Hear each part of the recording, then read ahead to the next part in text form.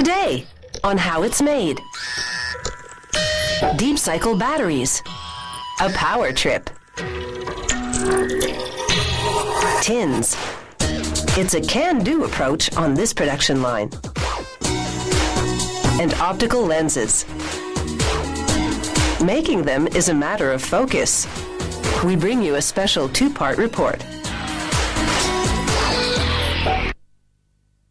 A deep cycle battery is what you find in such vehicles as trains, boats, RVs, and forklift trucks.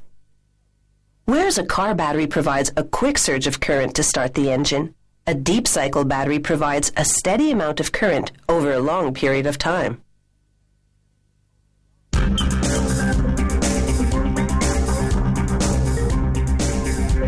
Deep cycle batteries range from 2 to 48 volts. Their power is generated by cells, a group of lead plates coated in lead oxide and acid. This casting machine produces lead grids that will become the plates in the power cells. The machine pours molten lead into grid-shaped molds. Water circulating through the mold hardens the metal in just 5 seconds. The machine casts two types of grids, negatives and positives.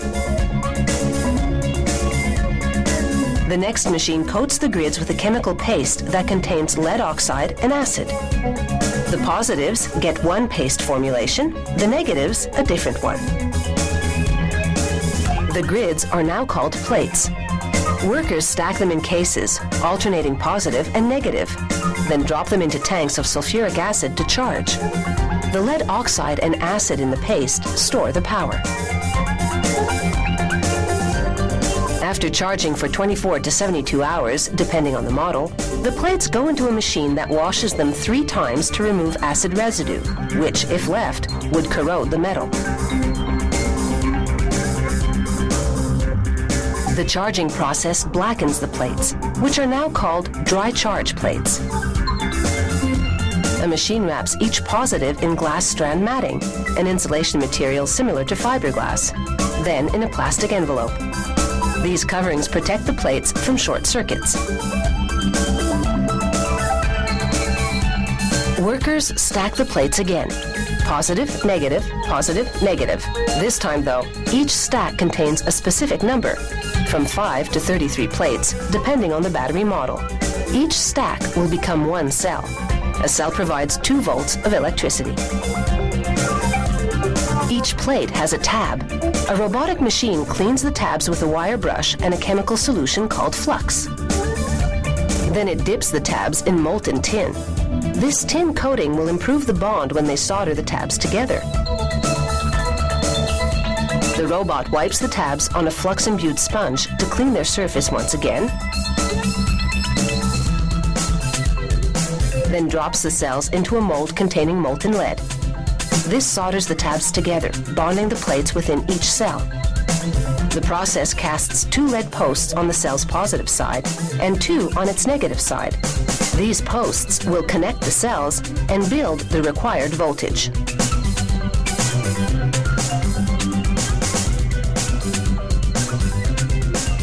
Next, each cell goes into a polypropylene casing called a jar. They test each cell to make sure it functions. This also shows if the cell is positioned correctly in the jar, so that the positive and negative signs on the cell cover will be on the corresponding posts.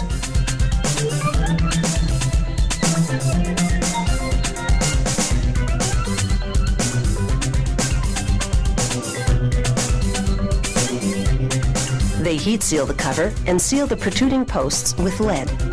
To test the seals, they pump air into the cell, then brush soapy water over the cover. Any bubbles indicate a gap to be resealed.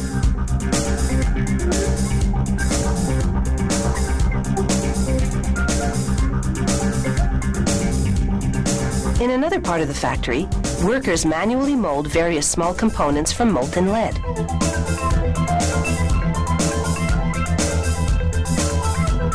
Among those parts, the connectors that link one cell to another.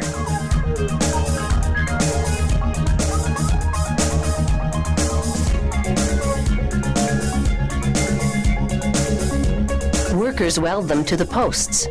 These are 8-volt batteries, so for each one, they connect 4 cells inside a polyethylene case. Now that assembly is complete, the case cover goes on. These rubber grommets keep water from seeping inside and shorting the battery. Now they fill the inside with sulfuric acid, which functions as an electrolyte, the medium that helps the lead in the plates conduct electricity.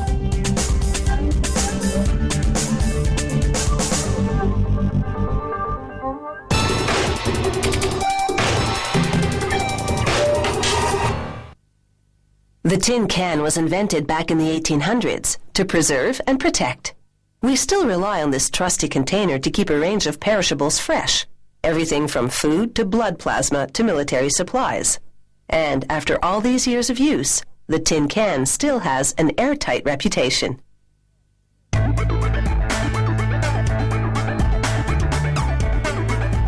It's time to lift the lid on this traditional container and get the inside story from the factory. To make a tin, they take a strip of tin steel and weld it to join the ends. The resulting cylindrical shape is the body of the tin, and it's about to be hermetically sealed. The rotating tools on this machine stretch out the edges of the cylinder, forming a flange.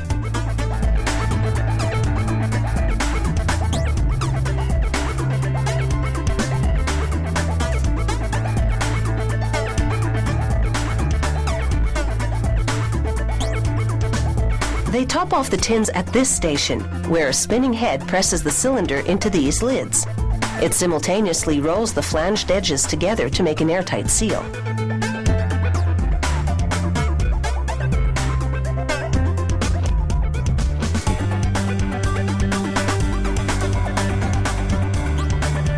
This container is for classified military use. But over on another production line, they're making a more standard tin, the kind you would put coffee in. So this assembly is more mechanized. In a fraction of a second, an automated welder rounds and joins metal to create the body of a tin. The tins travel forward and upward on a magnetic conveyor system. They're going to the other side of the plant, where they'll get tops and bottoms.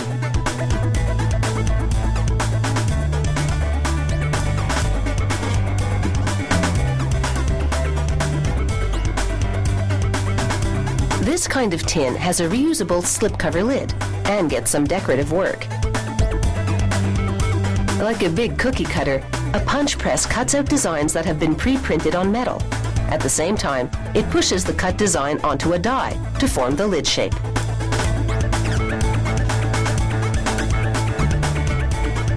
A magnetic conveyor pulls them forward and flips the lids to stack them for packing.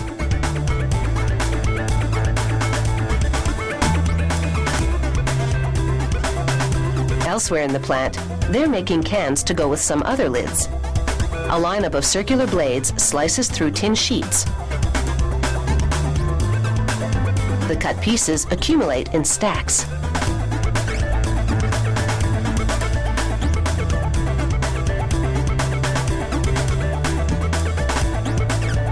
They load the flat pieces of tin into a cylinder where they're curled into tubes.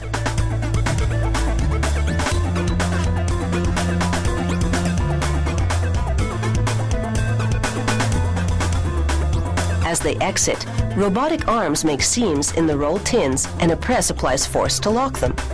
This lock seam is an alternative to the welded one we saw earlier.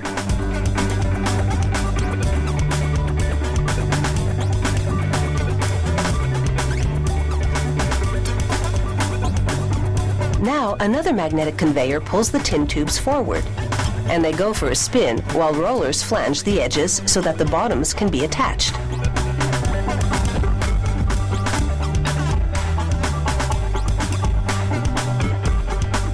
Then a punch cutter makes the bottoms, making sure to recycle the scraps.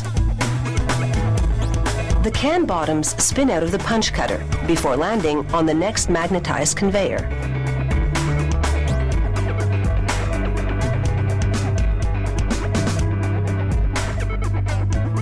They get a squirt of liquid rubber, which will harden into a gasket to prevent leaks in the can.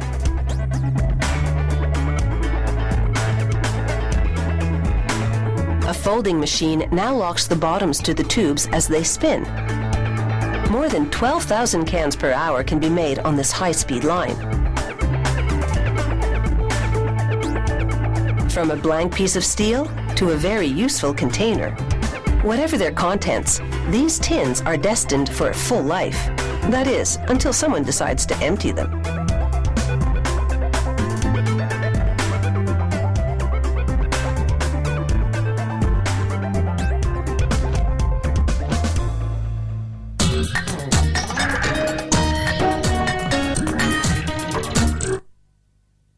It's time to turn our camera's eye on the camera's eye. Optical lenses are really several lenses combined into a single unit. Together, they recreate an image by bending light rays so they converge into a common point, called the focal point. You get the picture.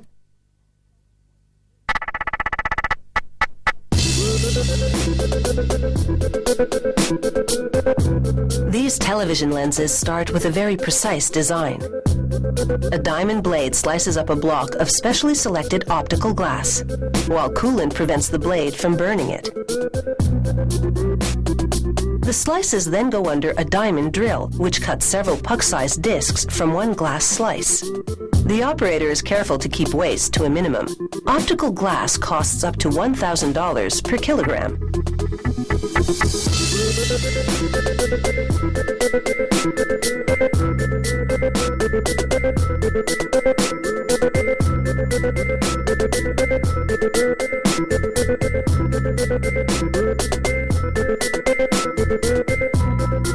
During the drilling, the optical glass sits on a thinner piece of glass covered with wax. As the wax is melted, the discs are easily pulled away.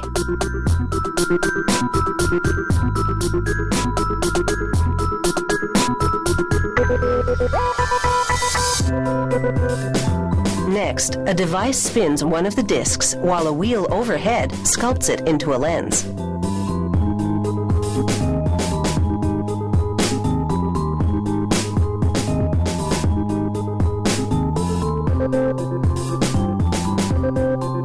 The operator checks each lens for chips, and this one looks smooth. This tar-like substance is called pitch. The edges of the lenses have been built up with tape to contain the pitch. They completely coat the underside of the lens with it.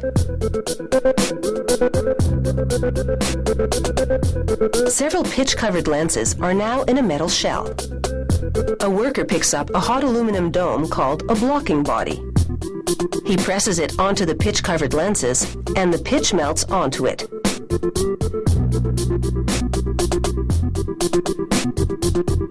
Dousing it with water causes the pitch to harden, sealing the lenses to the blocking body.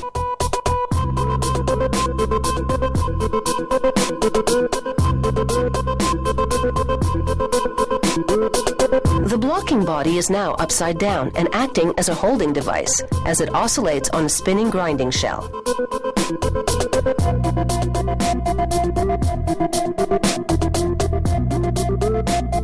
The grinding makes the surface of the lenses uniform and smooth.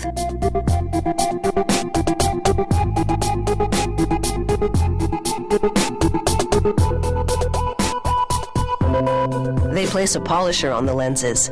It's lubricated with a very fine abrasive. For about an hour, the polisher oscillates while the block spins. Polishing makes the lenses smooth and transparent. It also gives them an even more curved profile.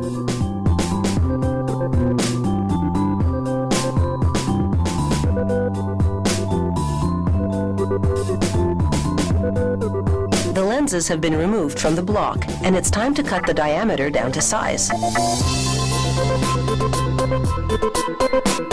Using a microscope, a technician centers a lens between two brass chucks. A diamond blade at the back cuts the lens as the technician monitors it.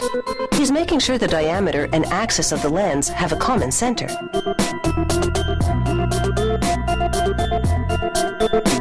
Next, they group some lenses on round racks called planets. Their universe is a vacuum chamber.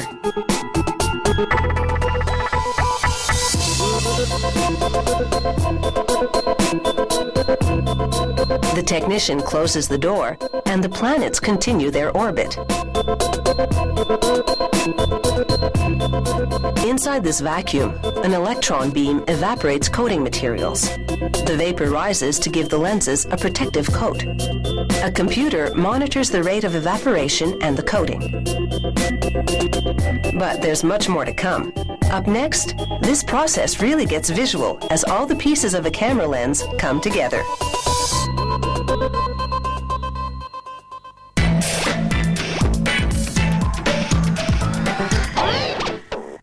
The optical lens is the ultimate image maker. Along with cameras, you'll find them in projectors, microscopes, laser scanners, X-ray equipment. They give us a close-up view of so many things, it seems only appropriate that we take a close-up look at the optical lens itself.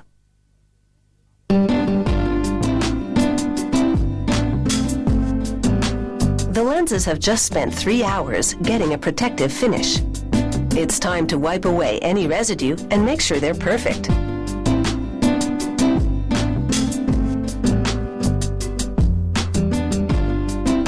This particular lens is concave. She covers it to protect it while she cleans and inspects a lens with the opposite profile, convex.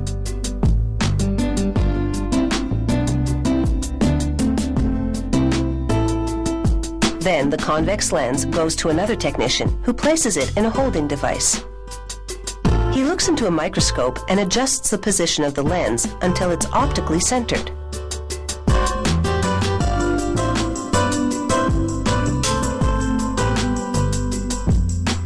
He uses wax to keep the lens from shifting in the holding device.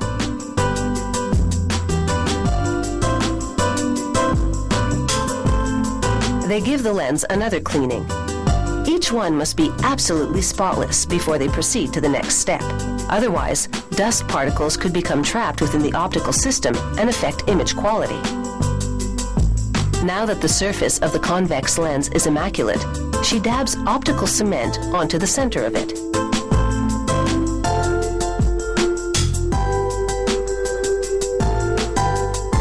She gives the other concave lens a little more scrutiny before she cements it onto the convex lens.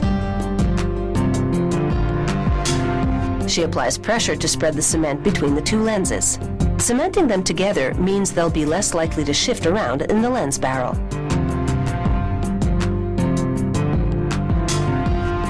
She checks for dust one more time. Then it's under the microscope for an optical alignment of this double lens. Because the cement isn't yet dry, he can push the top lens around and adjust its position. Next, they prep the barrel that will hold the lenses. The technician traces out lettering using a stylus, attached to a sharp tool that engraves information onto the lens barrel.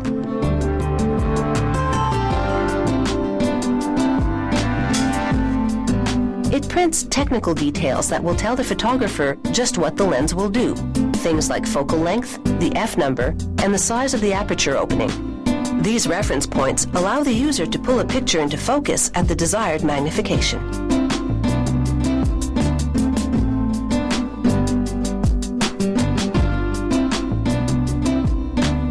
Now they double-check the design for this complex optical system and begin to pull all the pieces together.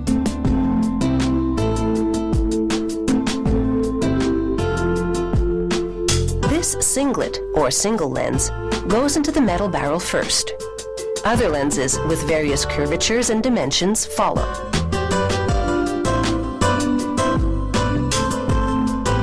She places metal spacers between the lenses to separate them. Proper spacing will prevent aberrations in the image, such as blurring.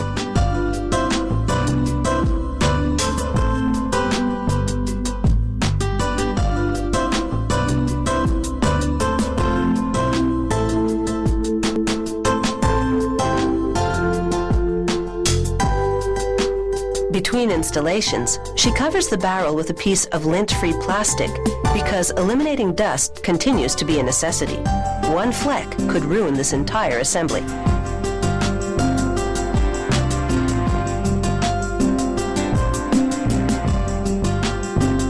Using tweezers, she coaxes the last lens into the barrel. She installs a retaining ring to hold the stack of lenses down. Then she locks it into place. There's one final inspection.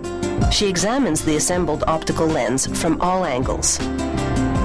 It takes a total of 6 weeks to make one of these optical lenses, and in the end, it's picture perfect.